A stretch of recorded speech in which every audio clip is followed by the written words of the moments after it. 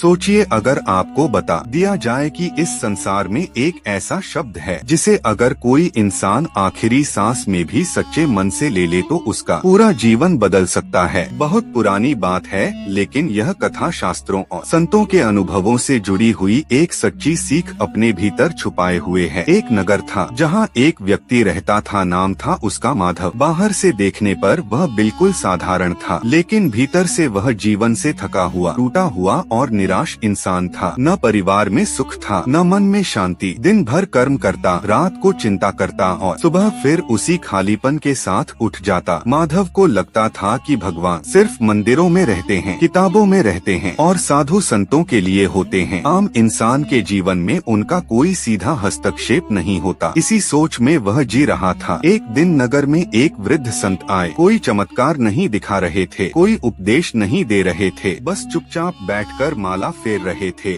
उनके होठों से बार बार एक ही नाम निकल रहा था, हरि हरि। माधव ने उन्हें देखा और मन ही मन हंस दिया। उसे लगा, नाम लेने से क्या होता है, पेट तो कर्म से भरता है। लेकिन उस संत के चेहरे पर जो शांति थी वह माधव के मन को बेचैन कर गई। अंतत उसने पूछ ही लिया, बाबा आप दिन रात बस एक नाम क्यों जपते रहते हैं? संत मुस्कुराए और बोले, बेटा जब इंसान थक जाता है ना तब उसे सहारे की जरूरत होती है, और जब आत्मा थक जाती है तब उसे नाम की जरूरत होती है। माधव ने फिर भी बात को हल्के में लिया, लेकिन जाते जाते संत ने बस इतना कहा, जिस दिन जीवन में अंधेरा बहुत गहरा लगे उस दिन बिना किसी नियम के, बिना किसी दिखावे के बस एक समय बीतता गया। माधव की जिंदगी और उलझती गई। एक के बाद एक संकट आने लगे। धन चला गया, सम्मान चला गया, अपने भी दूर होने लगे। एक रात वह इतना टूट चुका था कि उसे जीने का कोई अर्थ नहीं दिख रहा था। अंधेरी रात थी, दीपक बुझ चुका था और मन में भी कोई उजाला नहीं था। उसी क्षण उसे उस संत की बात याद आ गई। न उसे जप विधि आती थी, न मंत्र याद थे, बस भारी मन से उसके मुंह से एक शब्द निकला, हरि। कोई चमत्कार नहीं हुआ, कोई आवाज नहीं आई, लेकिन उस एक नाम के साथ उसकी आंखों से आंसू बहने लगे। उसने फिर कहा, हरि, और फिर हरि। कुछ देर बाद उसने महसूस किया कि उसका मन जो अब तक भाग रहा था रुक गया है। जो डर भीतर बैठा था वह थोड़ा ढीला पड़ गया। उस रात वह पहली बार चैन से सो पाया। अगले दिन से उसने कोई संकल्प नहीं लिया, बस इतना किया कि जब भी मन भारी होता, जब भी डर लगता, जब भी क्रोध आता, वह चुपचाप हरि नाम ले लेता। धीरे धीरे उसके जीवन में बदलाव आने लगा। परिस्थितियाँ बाहर से वही थीं, लेकिन भीतर का इंसान बदलने लगा था। वह समझने लगा कि नाम जब कोई सौदा नहीं है, यह तो आत्मा की पुकार है। शास्त्रों में स्वयं भगवान कहते हैं कि कलयुग में न तप संभव है, न कठोर व्रत, न जटिल यज्ञ, लेकिन जो एक चीज सहज है, सरल है और सभी के लिए है, वह है हरि नाम। हरि नाम का अर्थ सिर्फ एक शब्द नहीं है, यह स्मरण है कि हम अकेले नहीं हैं। यह भरोसा है कि कोई है जो हमें भीतर से संभाल रहा है। माधव अब संत बन गया ऐसा नहीं, लेकिन वह इंसान जरूर बन गया था। उसने जाना कि नाम जप से जीवन की समस्याएं तुरंत नहीं मिटती,